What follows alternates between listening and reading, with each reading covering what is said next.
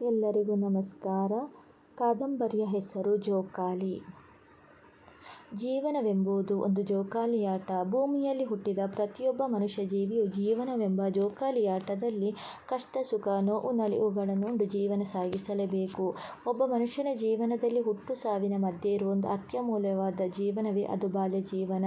ನಮ್ಮ ಕೈಯಲ್ಲಿ ಕೋಟಿ ಕೋಟಿ ಹಣವಿದ್ದರೂ ಕಳೆದು ಹೋದ ಸಿಹಿ ನೆನಪಿನ ಗೂಡಾದ ಬಾಲ್ಯದ ಆ ದಿನಗಳನ್ನು ಮರಳಿ ಪಡೆಯಲು ಹುಟ್ಟಿದ ಪ್ರತಿಯೊಬ್ಬ ಮನುಷ್ಯನಿಗೆ ಅಸಾಧ್ಯ.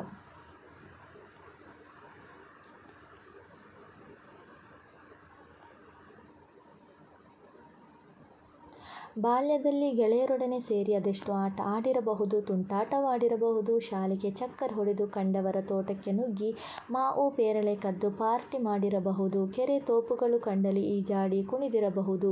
₹1 ಅಂಗಡಿಯವನಿಗೆ ಕೊಟ್ಟು ಬಗೆ ಬಗೆಯ ತಿಂಡಿ ಖರೀದಿಸಿ ಅದರ ಸ್ವಾದ ಅನುಭವಿಸಿರಬಹುದು. ಅಮ್ಮ ಚಂದಮಾಮನನ್ನು ತೋರಿಸಿ ಉಣಿಸಿದ ಆ ಕೈತುತ್ತು, ಅಪ್ಪನ ಹೆಗಲ ಮೇಲೆ ಕುಳಿತು ಆಡಿದ ಆ ಅಂಬಾರಿ ಆಟ, ಸಂಬಂಧಿಕರ ಒಡನಾಟ, ಹರಿದ ಲುಂಗಿಯನ್ನು ಕೆಸರು ನೀರಿಗೆ ಮುಳುಗಿಸಿ ಪುಟ್ಟ ಪುಟ್ಟ ಮೀನು ಹಿಡಿದು ಮಣ್ಣಿನ ಮಡಿಕೆಯಲ್ಲಿಟ್ಟು ಸಾಕುವುದು, ಅದನ್ನು ಗೆಳೆಯರಿಗೆ ತೋರಿಸಿ ಖುಷಿ ಪಡುವುದು, ಅಜ್ಜಿಯ ನೀತಿ ಕಥೆಗಳು. ಇಂತಹ ಸವಿಯಾದ ಬಾಲ್ಯದ ದಿನಗಳನ್ನು ಪ್ರತಿಯೊಬ್ಬರೂ ಕಳೆದಿರಬಹುದು.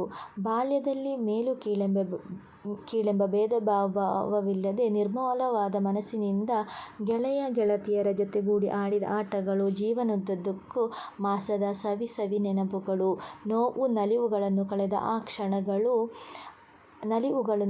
ಕ್ಷಣಗಳು ಈಗಲೂ ಕೂಡ ನಮ್ಮ ಮನಸ್ಸಿನಾಳದಿಂದ ಮಾಸಿ ಹೋಗದಿರಬಹುದು.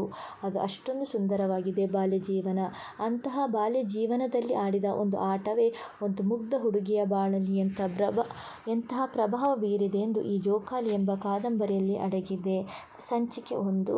ಅದೊಂದು ಕುಗ್ರಾಮದಲ್ಲಿ ಬರುವ ಹೂವಿನ ಹಳ್ಳಿ. ಹೆಸರಿನ ಸುಂದರವಾದ ಊರು. ಹೆಸರಿನ ಹಾಗೆ ಆ ಊರಿನ ಪ್ರಕೃತಿಯ ಸುತ್ತಮುತ್ತಲೂ ಎತ್ತ ಕಣ್ಣು ಹಾಯಿಸಿದರೂ ಮನಸೂರೆಗೊಳ್ಳುವ ಗಿಡಮರಗಳು, ತೆಂಗಿನ ತೋಟ, ಹೊಲಗದ್ದೆಗಳು, ಹೊಲದಲ್ಲಿ ಮೊಣಕಾಲೂರಿ ಕೆಸರಿನಲ್ಲಿ ಕಾಯಕ ಮಾಡುವ ರೈತರು, ಅಲ್ಲಲ್ಲಿ ತಿಳಿನೀರಿನ ಕೆರೆಗಳು, ವಿದ್ಯೆ ಕಲಿಯಲು ಒಂದು ಸರಕಾರಿ ಶಾಲೆ, ಅಲ್ಲಿನ ಪ್ರಶಾಂತವಾದ ವಾತಾವರಣ, ಅದರ ಸ್ವಲ್ಪ ದೂರ ಒಂದು ಅಲ್ಲಾಹನ ಭವನ. ಒಂದು ಊರಿಗೆ ಏನೆಲ್ಲ ಬೇಕು ಅದೆಲ್ಲ ಆ ಊರಲ್ಲಿದೆ. ಅಷ್ಟೊಂದು ಸುಂದರವಾಗಿದೆ ಆ ಊರು.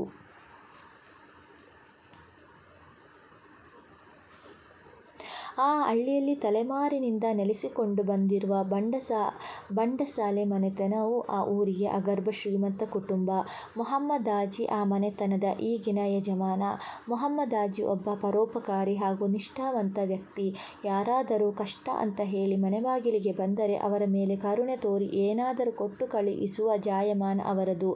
ಅದೇ ಬಂಡಸಾಲೆ ಮನೆಯಲ್ಲಿ ಮೊಹಮ್ಮದಾಜಿ ಅಲ್ಲದೆ ಅವರ ತಮ್ಮಂದಿರು, ಹೆಂಡತಿ, ಮಕ್ಕಳು ಅನ್ಯೋನ್ಯತೆಯಿಂದ ಯಾವುದೇ ಭೇದ ಭಾವ ಮಾಡದೆ ಸಹಬಾಳ್ವೆಯಿಂದ ಒಂದು ಮನೆಯಲ್ಲಿ ಜೀವನ ಸಾಗಿಸುತ್ತಿದ್ದರು. ಮೊಹಮ್ಮದಾಜಿಗೆ 3 ಗಂಡು ಮಕ್ಕಳು, ನವಾಜ್, ನಾಸಿರ್ ಮತ್ತು ಮೂರನೆಯವನು ನೌಫಲ್.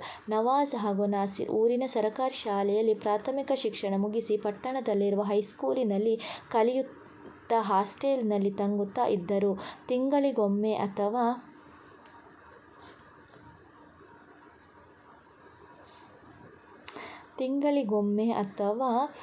ರಜಾ ದಿನಗಳಲ್ಲಿ ಮನೆಗೆ ಬರುತ್ತಿದ್ದರು. ನೌಫಲ್ ಮಾತ್ರ 4ನೇ ತರಗತಿ ವಿದ್ಯಾರ್ಥಿಯಾಗಿದ್ದು ಊರಿನ ಸರಕಾರಿ ಶಾಲೆಯಲ್ಲಿ ಕಲಿಯುತ್ತಿದ್ದ. ಮೊಹಮ್ಮದಾಜಿಯ ಮನೆಗೆ ಸ್ವಲ್ಪ ದೂರದಲ್ಲಿ ಅವ್ವಮ್ಮ ಎಂಬ ಬಡ ವಿಧವೆಯು ಒಂದು ಚಿಕ್ಕ ಗುಡಿಸಲಿನಲ್ಲಿ ವಾಸವಾಗಿದ್ದಳು. ಅವಳಿಗೆ ಒಬ್ಬಳೇ ಮಗಳು ರಮೀಜಾ. ಈ ಕಾದಂಬರಿಯ ಕಥಾನಾಯಕಿ ರಮೀಜಾ ಪಾಪನದ ದೃಷ್ಟಿ ಹೆಣ್ಣು.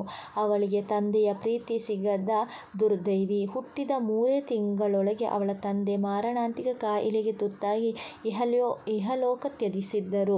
ಅವ್ವಮ್ಮ ತನ್ನ ಮತ್ತು ಮಗಳ ಹೊಟ್ಟೆ ಭಾರ ಇಳಿಸಲು ಬಂಡಸಾಲೆ ಮೊಹಮ್ಮದಾಜಿ ಮನೆಯಲ್ಲಿ ಮನೆಯವರ ಬಟ್ಟೆ ಬರೆ, ಅಡುಗೆ ಕೆಲಸ, ಮುಸುರೆ ತಿಕ್ಕುತ್ತಾ ಅವರು ಕೊಟ್ಟ ಕೂಲಿ ಹಣದಿಂದ ಹೊಟ್ಟೆ ತುಂಬಿಸುತ್ತಾ ಬಹಳ ಕಷ್ಟದಿಂದ ದಿನ ದೂಡುತ್ತಿದ್ದಳು.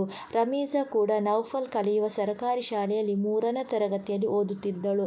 ಬಹಳ ಬುದ್ಧಿವಂತೆ ಹಾಗೂ ಜಾಣೆ ಹುಡುಗಿ. ಅದೊಂದು ಭಾನುವಾರ ದಿನ ಶಾಲೆಗೆ ರಜೆ. ಆ ವಠಾರದ ಎಲ್ಲ